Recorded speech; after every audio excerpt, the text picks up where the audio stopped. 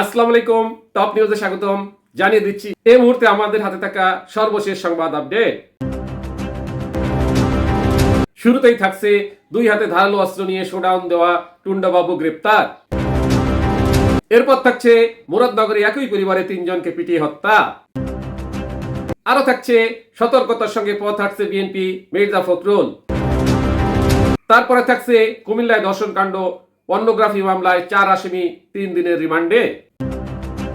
সর্বশেষে থাকছে ইউক্রেনে সব ধরনের অস্ত্র সরবরাহ বন্ধ করে দিয়েছে যুক্তরাষ্ট্র। এতক্ষণ শুনলেন আপডেট সংবাদের শিরোনাম, এবারে বিস্তারিত। দুই হাতে ধারালো অস্ত্র নিয়ে শোডাউন দেওয়া টুন্ডাবাবু গ্রেপ্তার। রাজধানীর মোহাম্মদপুরের আলোচিত সন্ত্রাসী গোষ্ঠী কবজিকাটা গ্রুপের প্রধান সহযোগী ও কিশোর গ্যাং নেতা মোহাম্মদ বাবু খান ওরফে টুন্ডাবাবু 31কে গ্রেপ্তারের কথা জানিয়েছে র্যাব।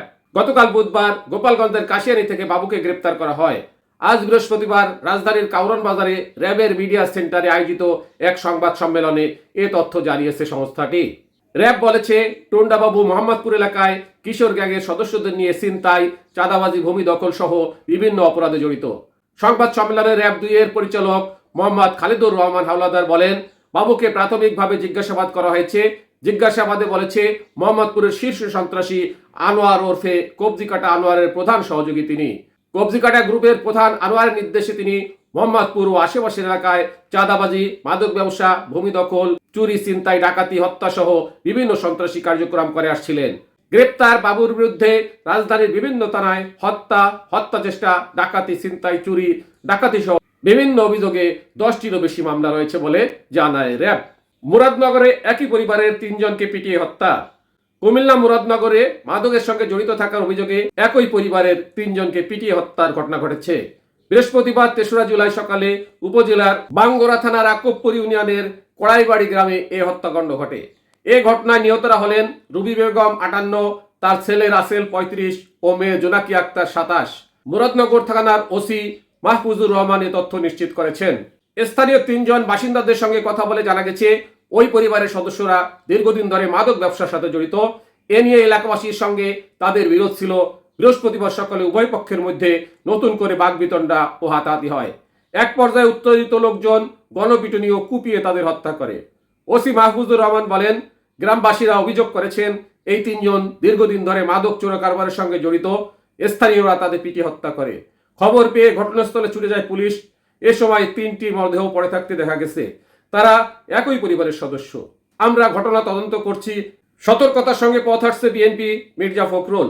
বিএনপি মহাসচিব মির্জা ফখরুল ইসলাম আলমগীর বলেছেন, আগামী রাজনীতি ও গণতন্ত্র উত্তরণের পথ যাতে মসৃণ রাখা যায়, সতর্কতার সঙ্গে সেই পথেই হাঁটছে বিএনপি। রাজধানীর গুলশানে বৃহস্পতিবার দুপুরে দলের চেয়ারপারসনের কার্যালয়ে এক সংবাদ সম্মেলনে তিনি কথা বলেন। জাতীয় টেলিকম নীতিমালা প্রণয়ন নিয়ে এই সংবাদ সম্মেলনের আয়োজন করে বিএনপি। সেখানে ত্রয়োদশ সংসদ নির্বাচনকে সামনে রেখে এই নীতির বিষয়ে অবস্থান তুলে ধরে বিএনপি। দল এখন এই নীতি প্রণয়নের পক্ষে নয় বলে সংবাদ সম্মেলনে জানান মির্জা ফখরুল। তিনি বলেন, এই নীতির উদ্দেশ্য হল লাইসেন্সিং পদ্ধতি সহজ করা, প্রযুক্তিগত অগ্রগতি উৎসাহিত করা এবং গ্রামীণ জনগণের ডিজিটাল অন্তর্ভুক্তি বাড়ানো, যা অবশ্যই ইতিবাচক একটি বিষয়। তবে খসড়া নীতিমালাটি বিশ্লেষণ করে দেখা গেছে এতে কিছু গুরুতর সমস্যা রয়েছে, যা টেলিকম খাতে সামগ্রিক ভিত্তিক ও টেকসই উন্নয়নে বাধা দিতে পারে। কুমিল্লায় ধর্ষণকাণ্ড পর্নোগ্রাফি মামলায় 4 আসামি 3 দিনের রিমান্ডে। কুমিল্লার মুরাদনগরে ধর্ষণের ঘটনায় এক নারীকে নিপীড়নের ভিডিও সামাজিক যোগাযোগ মাধ্যমে ছড়িয়ে দেওয়ার অভিযোগে পর্নোগ্রাফি আইনের মামলায় গ্রেপ্তার 4 আসামির 3 দিন করে রিমান্ড মঞ্জুর করেছে আদালত। বৃহস্পতিবার 3রা জুলাই শুনানি শেষে কুমিল্লা 11 নম্বর আমলে আদালতের সিনিয়র জুডিশিয়াল ম্যাজিস্ট্রেট হক এ আদেশ দেন। এর আগের গ্রেপ্তার 4 আসামির 7 দিনের রিমান্ড আবেদন করেন মামলার তদন্ত কর্মকর্তা। বিষয়টি নিশ্চিত করেন কুমিল্লা আদালতের পরিদর্শক সাদেকুর রহমান। পর্নোগ্রাফি আইনের মামলায় গ্রেপ্তারকৃত হলেন জাফর আলী ছেলে রমজান, আব্দুল হান্নানের ছেলে মোহাম্মদ আলী সুমন ও আলমের ছেলে মোহাম্মদ আরিফ ও তালেম হোসেনের ছেলে মোহাম্মদ অনিক। মুরাদনগর থানার ওসি জাহিদুর রহমান সাংবাদিকদের বলেন, পর্নোগ্রাফি মামলায় গ্রেপ্তার 4 জনের 7 দিনের রিমান্ড আবেদন করা হয়েছিল। আদালত 3 দিনের রিমান্ড দিয়েছেন। তাদের জিজ্ঞাসাবাদে জড়িত অন্যান্যদের শনাক্ত ও গ্রেপ্তার সহজ হবে। দ্রুত তাদের জিজ্ঞাসাবাদের কার্যক্রম শুরু করা হবে। ইউক্রেনের সব ধরনের অস্ত্র সরবরাহ বন্ধ করে দিয়েছে যুক্তরাষ্ট্র। The economist. ইউক্রেনের সব ধরনের মার্কিন অস্ত্রের চালান বন্ধ করে দিয়েছে যুক্তরাষ্ট্র। এর মধ্যে সেল এবং খুচরা যন্ত্রাংশ রয়েছে। ইউক্রেনীয় কর্মকর্তা বরাত দিয়ে দ্য ইকোনমিস্ট এ খবর জানিয়েছে। সম্প্রতি ইউক্রেনে পট্রিয়ট বিমান, প্রতিরক্ষা ক্ষেপণাস্ত্র সহ কিছু অস্ত্র সরবরাহ স্থগিত করেছে বলে খবর প্রকাশের পর নতুন করে সব ধরনের অস্ত্র পাঠানো বন্ধের এ তথ্য এলো।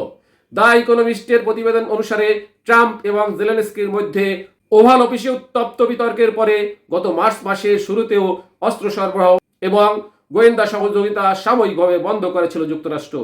ইউক্রেনীয় কর্মকর্তারা সন্দেহ করেছেন সম্প্রতি ইউক্রেন ট্রাম্প প্রশাসনের অস্ত্র সরবরাহ বন্ধের ঘোষণাটিও আগের মতোই ইউক্রেনের কাছ থেকে রাজনৈতিক ছাড় আদায়ের একটি প্রচেষ্টার অংশ। অপরদিকে পেন্টাগন বলেছে যুক্তরাষ্ট্রের সামরিক প্রস্তুতি এবং প্রতিরক্ষা অগ্রাধিকার বজায় রাখার জন্যই এই বিরতি দেওয়া হয়েছে। টপ নিউজ এখনকার মতো শেষ হলো। আল্লাহ হাফেজ।